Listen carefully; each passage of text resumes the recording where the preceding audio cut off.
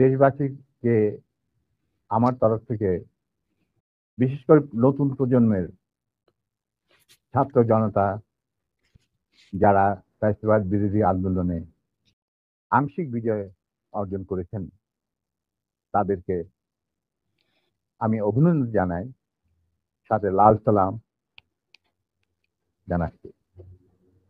তবে বিপ্লব একটা সমাজে, যে কোনো রাষ্ট্রে একটি চলমান প্রক্রিয়া। সেই অর্থে তাদের বিজয় কিন্তু এখনো পুরোপুরিভাবে অর্জিত হয়নি। তার জন্য আরো সংগ্রামের প্রয়োজন। পুরোপুরিভাবে অর্জন করার পর তাদের এমন একটা অবস্থানে থাকতে হবে যেখান থেকে তারা নীতি নির্ধারণ করতে পারবে।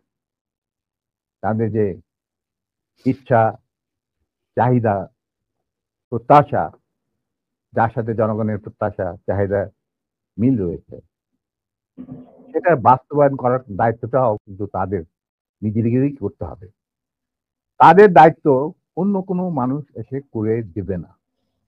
সে যত বড় স্কলারই হোক, যতগুলি মেডেলের অধিকারী হোক, আমার দীর্ঘ জীবনের অভিজ্ঞতা বলে যে বিপ্লবী যে লক্ষ্য থাকে, সেই লক্ষ্য একমাত্র বিপ্লবীরাই সাধন করতে পারে, অর্জন করতে পারে। সেই জন্য তোমাদেরকে এখনই ঘুমিয়ে পড়ার সময় ঘুমিয়ে পড়লে চলবে না, সজাগ থাকতে হবে। আগামী দিনে যত কঠিন সংগ্রামী হোক, সেই সংগ্রামে আল্লাহর উপর ভরসা করে তোমাদের যুদ্ধে ময়দানে পাথরের মতো, ইস্পাতের মতো লৌহ কঠিন প্রত্যয় নিয়ে দাঁড়াতে হবে যে আমরা এই সংগ্রামে জিতবই, বিপ্লবকে সফল করব এবং জনগণ এবং তোমাদের যে আশা আকাঙ্ক্ষা, একটা সুখী সমৃদ্ধ বাংলাদেশ গড়ে তোলা।